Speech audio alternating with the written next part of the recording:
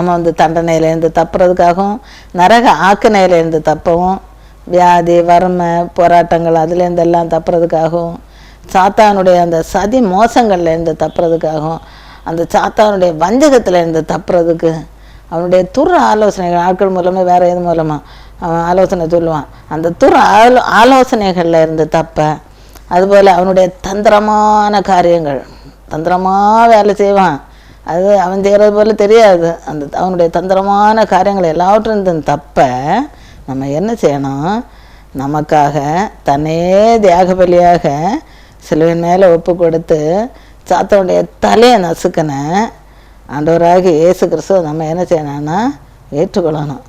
சாத்தானுடைய தலையை நசுக்கி சிலுவையின் மேல் வெற்றி சிறந்தார் அப்படின்னு நம்ம பார்க்குறோம். அப்படி வெற்றி சிறந்து என்ன செய்கிறாருன்னா, சாத்தானுடைய அடிமைத்தனத்திலேருந்து நம்ம என்ன செய்கிறாருன்னா மீட்டெடுக்கிறாரு. அந்த மீட்டெடுத்த அந்த ஆண்டவராகிய இயேசு கிறிஸ்துவை நம்ம நம்பி விசுவாசித்து அவரை பற்றி கொள்ள வேண்டியது ரொம்ப ரொம்ப அவசியம். அப்படி நம்ம அவரை பற்றி கொண்டோன்னா தண்டனையிலேருந்து எல்லாத்துலேருந்தும் நம்ம தப்ப முடியும். நரக ஆக்கினையில் இருந்தும் நம்ம வந்து தப்ப முடியும். பாவ சாப வியாதி கட்டுகளில் இருந்தும் நம்ம வந்து தப்ப முடியும், விடுவித்து கொள்ள முடியும். அதனால் அவரை நம்ம பற்றிக்கொள்ளும். ஆண்டவராகிய இயேசுவை நம்பி அவரை உறுதியாக பற்றிக்கொண்டு அவருடைய பிள்ளைகளாக ஜீவிக்க அர்ப்பணிப்போம்.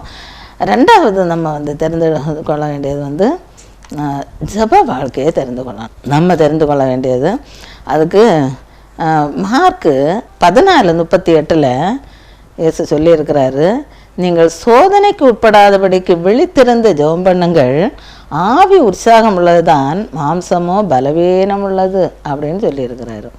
அதாவது நீங்கள் சோதனைக்கு உட்படாதபடிக்கு விழித்திருந்து ஜெபம் பண்ணுங்கள். நம்ம விழித்திருந்து நம்ம ஜெபம் பண்ணால் அப்போ என்னது, சோதனை வராது. அதானே அவர் சொல்லியிருக்கிறது, சோதனைக்கு உட்படாதபடிக்கு விழித்திருந்து ஜெபம் பண்ணுங்கள்னு சொல்லியிருக்கிறார். அதனால் நம்ம அந்த இது ஜப வாழ்க்கை வந்து ரொம்ப அவசியம். அதை தேர்ந்தெடுக்கணும், அந்த ஜப வாழ்க்கை வாழணும், அவருடைய ஆசீர்வாதத்தை பெற்றுக்கொள்ளணும். ஏன்னா ஆவி உற்சாகமாக இருக்கும், மாம்சம் பலவீனம் உள்ளது. அந்த மாம்ச பலவீனம் அது கொஞ்சம் ஒரு மாதிரி உடம்புக்கு ஒரு காய்ச்சல் வந்தாலே உடம்பு சோர்ந்து போயிடுது. மாம்சம் பலவீனமானது, ஆவி உற்சாகமாக இருக்கும். ஆனால் அதனால் நம்ம ஜெபிச்சிட்டு இருந்தோன்னா, அதாவது எப்படின்னா சோதனைக்கு உட்படாதபடிக்கு விழித்திருந்து ஜெபம் பண்ணணும்னு சொல்லியிருக்காரு. விழிப்பாக இருந்து நம்ம ஜெபம் பண்ணணும். விழித்திருந்து நம்ம ஜெபம் பண்ணோன்னா நம்ம வந்து எல்லாத்தையும் ஜெயிக்கலாம். பிலிப்பியர் 4:6-7 நீங்கள் ஒன்றுக்கும் கவலைப்படாமல் எல்லாவற்றையும் குறித்து உங்கள் விண்ணப்பங்களை ஸ்தோத்திரத்தோடே கூடிய ஜபத்தினாலும் வேண்டுதல்னாலும் தேவனுக்கு தெரியப்படுத்துங்கள். அப்பொழுது எல்லா புத்திக்கும் மேலான தேவ சமாதானம் உங்கள் இருதயங்களையும் உங்கள் சிந்தைகளையும் கிறிஸ்து இயேசுக்களாக காத்துக்கொள்ளும். உங்கள் விண்ணப்பங்களை என்ன செய்யணுமா, ஸ்தோத்திரத்தோடு ஆண்டவருக்கு தெரியப்படுத்தணும். அப்போ ஆண்டவருடைய சமாதானம் கிடைக்கும். உங்கள் சிந்தைகளையும் இருதயங்களையும் காத்துக்கொள்ளுன்றது கிறிஸ்து இயேசுக்களாக. அப்போ ஜெபம் வந்து ரொம்ப அவசியம். ஜெபம் பண்ணணும். அது வந்து ஆண்டவரோடு உள்ள அந்த உறவை அது வந்து காட்டுது. ஜெபம் பண்ணும்போது ஆண்டவரோடு நம்ம பேசுகிறோம், அவரோடு உள்ள அந்த ஐக்கியப்படுகிறோம், அவரோடு உறவு வைக்கிறோம், அவரோடு உறவாடுகிறது அப்படின்னு கூட சொல்லலாம். அல்லது அவரோட தொடர்பை ஏற்படுத்துகிறது அப்படின்னு சொல்லலாம். அதுக்கப்புறம் அவருடைய பிரசன்னத்தை நம்ம நாடுகிறோம். அவர் ஜெபம் பண்ணும்போது அவருடைய பிரசன்னம் அது இப்போ அதை நாடுகிறவர்களாக இருக்கிறோம். அப்புறம் அந்த ஜெபம் வந்து அவர்கிட்ட உள்ள அந்த அன்பை வந்து வெளிப்படுத்தக்கூடியதாக இருக்குது. அவரோட ஐக்கியமாக இருக்கிறதுக்கும் அவரை நேசிக்கிறதுக்கும் அவரோட அன்பாக இருக்கிறதுக்கும் அது வந்து உதவி செய்யுது. அப்புறம் அவருடைய அந்த வேதத்தை வாசிக்கிற மூலமும் அவர் காட்டக்கூடிய அந்த வழியில் நம்ம நடக்கிறதுக்கு அது உதவும். அந்த ஜெபம் நம்முடைய விண்ணப்பங்கள், அந்த வேண்டுதல்கள் இதையெல்லாம் வந்து தெரிவிக்கிறதுக்கு உதவுது. ஜெபத்தின் மூலம் விண்ணப்பங்களை நம்ம வேண்டுதல்கள் எதாக இருந்தாலும் விண்ணப்பங்கள் எதாக இருந்தாலும் அதை வந்து நம்ம ஆண்டவருக்கு தெரிவிக்கிறோம். ஜெபம் பண்ணுற நமக்கு ஒரு மன வலிமை, தைரியம் கிடைக்குது, மன நிறைவு கிடைக்குது. ஜெபம் பண்ணி முடித்த பிறகு ஒரு நிம்மதி, ஒரு சமாதானம், ஒரு மன நிறைவு அது வந்து கிடைக்குது. அப்புறம் நம்முடைய ஆவி ஆத்மா சரீரத்தில் ஒரு பலன் உண்டாகுது. ஜெபம் பண்ணுறதுனால ஒரு பலன் கிடைக்குது. ஆவி ஆத்மா சரீரத்தில் நம்மகிட்ட இருக்கக்கூடிய அந்த பயங்கள் வந்து விலகிறது. ஏதாவது காரியங்களை பற்றி பயம் இருந்ததுன்னா அந்த பயம் வந்து விலகி போகுது. மனப்பாரம், ஜெபம் பண்ணி முடித்தது அந்த ஒரு பெரிய பாரம் போல் இருக்கிறது, அது அப்படியே மனப்பாரம் வந்து விலகி போகுது. சஞ்சலமும் தவிப்பம் இதெல்லாம் வந்து நீங்குது. கவலைகள் மாறுகிறது, கவலை மாறி ஒரு நம்பிக்கை கிடைக்குது. இந்த ஆண்டவர்கிட்ட ஒப்படைச்சாச்சு, இனி அவர் பார்த்துக்கிடட்டுங்கிற ஒரு நம்பிக்கை அது வந்து கிடைக்குது. அதனால் ஜெப வாழ்க்கை வந்து ரொம்ப மிக மிக அவசியமானது. அதனால் இடைவிடாமல் ஜெபம் பண்ணுகிறவளாக நம்ம இருக்கணும். இடைவிடாமல் ஜெபம் பண்ணுங்கிறது தான் ஆண்டவர் சொல்லி விழித்திருந்து ஜெபம் பண்ணுங்கன்னு, இடைவிடாமல் ஜெபம் பண்ணுங்க. அந்த மாதிரி இடைவிடாமல் ஜெபம் பண்ணக்கூடியவர்களாக நம்ம இருந்தோன்னா ஆண்டவரோடு அந்த உறவு இன்னும் வலுப்படும். ஆண்டவர் நமக்கு தேவையானதை வந்து தருவார். நம்மளுடைய வேண்டுதலுக்கு அவர் பதில் தருவார். அண்ணாவுடைய விண்ணப்பத்தை பற்றி நம்ம பார்க்குறோம். என்ன செய்கிறான்? ஆண்டவருடைய சமூகத்தில் போய் அழுது ஜெபிக்கிறான், ஆண்டவர் பதில் கொடுக்குறாரு. அழுது ஜெபிக்கிறான், அந்த அவளுக்கு பதில் கொடுக்காம இல்லை, அவளுடைய அந்த விண்ணப்பத்தை கேட்டு அவளுக்கு பதில் கொடுக்குறாரு. சந்தோஷம், மகிழ்ச்சி அவள் அடைகிறான். அந்த அன்னாள் வந்து ஆண்டோடைய சமூகத்தை நாடி போகிறது போல் நாம் என்ன செய்யணும்னா ஆண்டோடைய சமூகத்தை நாடி போகிறவளாக இருக்கணும். ஜெபம் பண்ணணும், ஜெபம் பண்ணுகிறவளாக இருக்கணும். ஒரு மன நிம்மதி, சமாதானம். அவளுக்கு அவள் வந்து ஜெபம் பண்ணி முடிச்சதும் அவளுக்கு அப்படியே ஒரு நிம்மதி கிடைக்குது. அவரோட ஒப்படைச்சாச்சின்னு அவர் பார்த்துக்கிடாது அப்படிங்கிற ஒரு தைரியம். அதோட போகிறா, ஆசீர்வாதத்தை பெற்றுக்கொள்கிறான். குழந்தை பாக்கியத்துக்காக ஜெபிச்சா, அதை கேட்டு அவர் பதில் கொடுத்தாரு. அவர் குழந்தை செல்வத்தை கொடுத்தாரு, சாமியெல்லாம் கொடுத்தாரு. அதே ஆண்டவர் வந்தது, சாமியெல்லாம் கொடுத்த அந்த ஆண்டவர், அன்றைக்கு கிரியை செய்த அந்த ஆண்டவர் இப்போமா அதே போல் தான் கிரியை செய்கிறார். யாரெல்லாம் ஆண்டவர் சமூகத்தில் போய் ஜெபிக்கிறாங்களோ அவருக்கு அவர் பதில் கொடுத்துட்டு தான் இருக்கிறாரு, கொடுக்க தான் செய்கிறாரு. அதனால் போல் அவள் இருதயத்தை ஊற்றி ஜெபிச்சது போல் நம்ம அந்த அளவுக்கு ஜெபிக்காட்டாலும் கொஞ்சமாவது என்ன செய்யணும்? ஜெபிக்கணும், ஜெபிக்கிறவளாக இருக்கணும். விழித்திருந்து ஜெபிக்கணும், இடைவிடாமல் ஜெபிக்கணும். எப்போதும் ஆண்டவரை நோக்கி விண்ணப்பம் பண்ணுகிறவளாக இருக்கணும். அப்படி ஜெபிக்கும்போது நிச்சயமாக ஆண்டவர் பதில் தருவார். அவர் எப்படிப்பட்ட ஒரு பட்சபாதம் உள்ளவர் அல்ல. அது இவங்களுக்கு தான் கொடுக்கணும், அவங்க கேட்டால் ஜெபம் பண்ணால் தான் கொடுக்கணும் அப்படின்னாட்டம் பார்த்து கொடுக்குறவர் இல்லை. யாரெல்லாம் அவருடைய சமூகத்தில் போய் விண்ணப்பம் பண்ணுறாங்களோ எல்லாருக்கும் ஆண்டவர் வந்து விண்ணப்பத்தை கேட்கிற கர்த்தர், விண்ணப்பத்துக்கு பதில் தருகிற கர்த்தர், பதில் தருவார். யார் ஜெபிச்சாலும் ஆண்டவர் வந்து பதில் தருவார். இவன் இந்த சாத்தான் கேட்ட அந்த ப்ரேயருக்கு ஆண்டவர் பதில் கொடுத்தாரு. அப்போ நம்ம ஜெபிச்சா அவர் ஆண்டவர் வந்து பதில் தராமல் இருப்பாரா? சாத்தா என்ன கேட்டான்?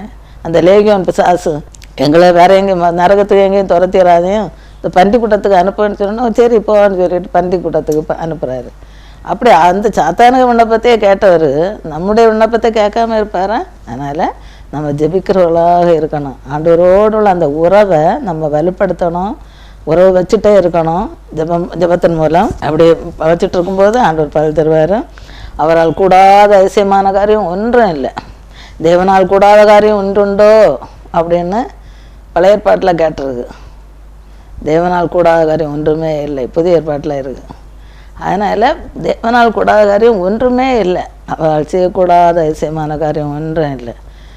அவர் செயல் மகத்துவம் உள்ளவர், அற்புதங்களை செய்கிறவர், அதிசயங்களை நடப்பிக்கிறவர். அதனால் அவர் அப்படிப்பட்ட அந்த ஆண்டவரை நம்ம பற்றி கொள்வோம்.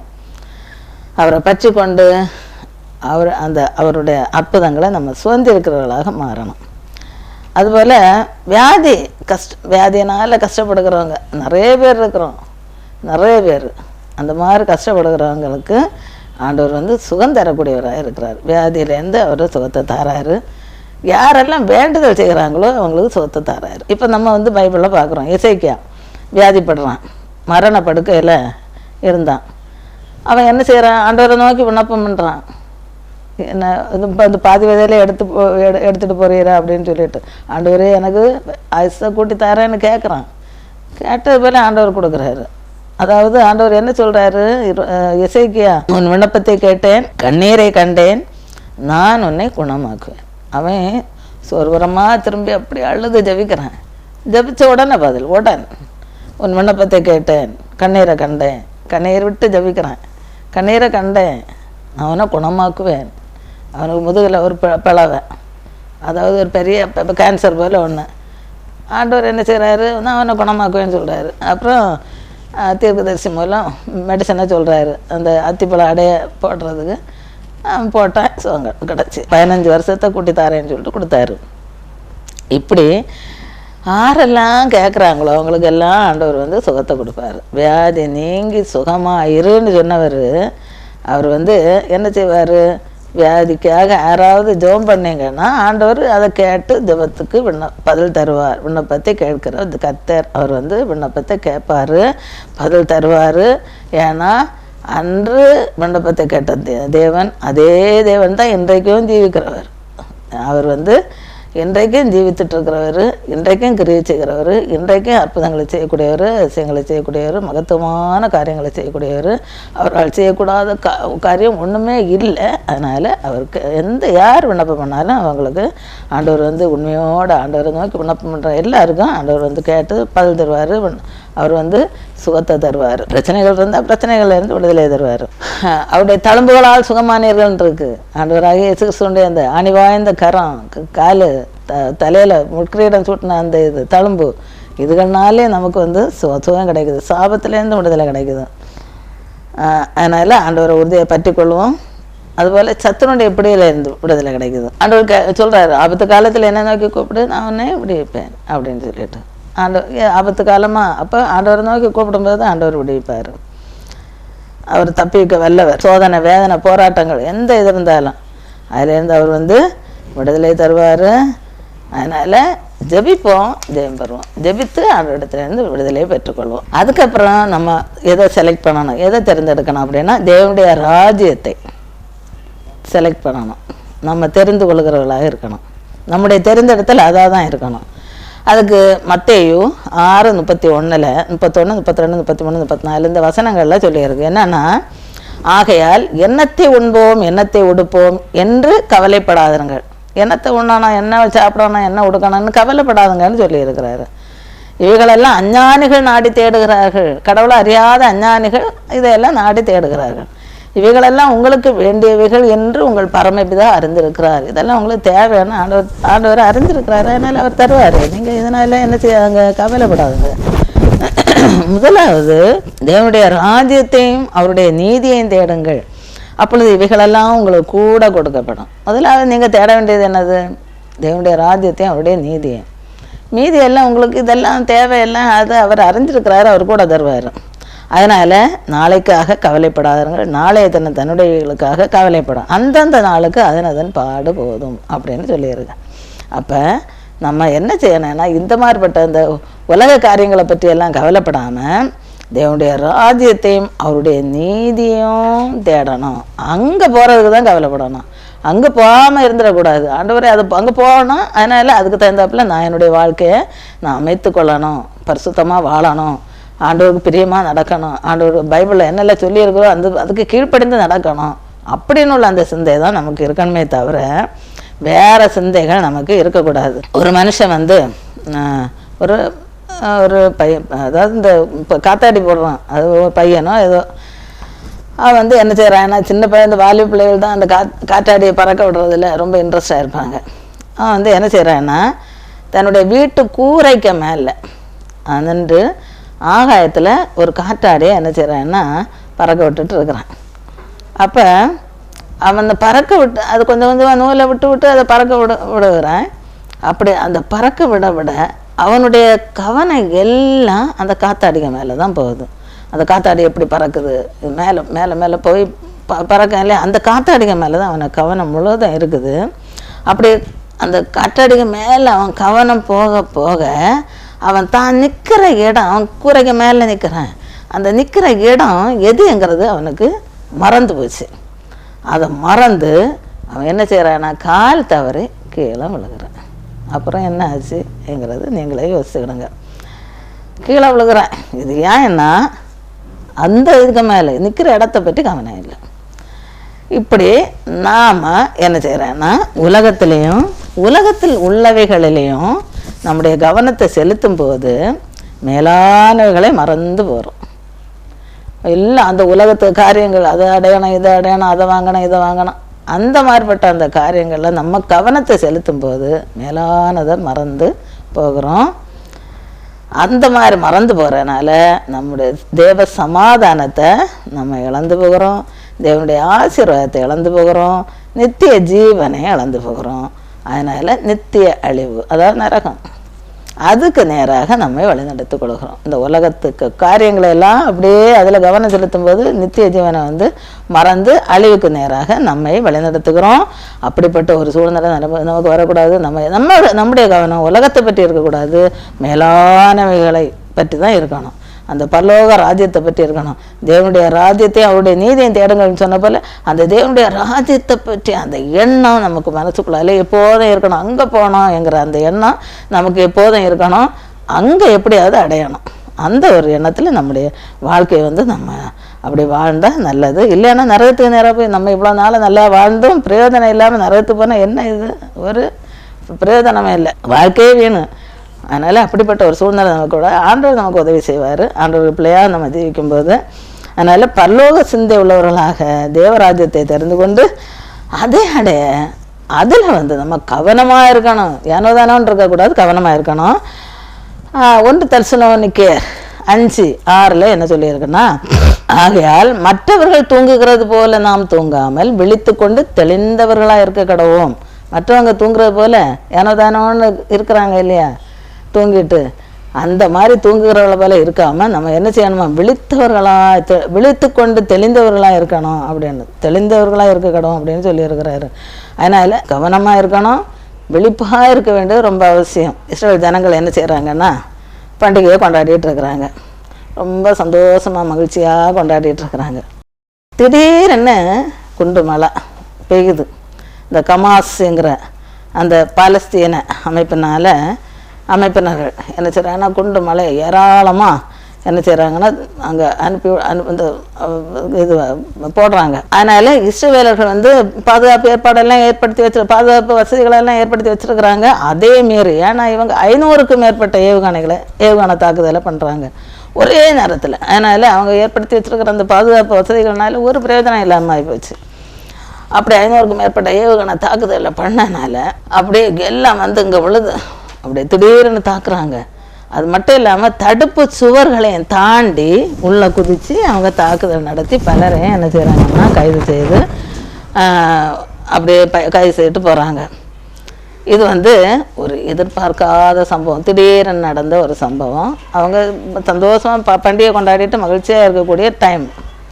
அப்போ இந்த நேரத்தில் இப்படிப்பட்ட திடீர் தாக்குதல் 500க்கும் மேற்பட்ட ஏவுகணைகள் விழுந்ததும் ஒன்றுமே பண்ண முடியாது. பாதுகாப்பு ஏற்பாடுகள் எல்லாம் ஒரு பிரயோஜனம் இல்லாமல் ஆகிப்போச்சு.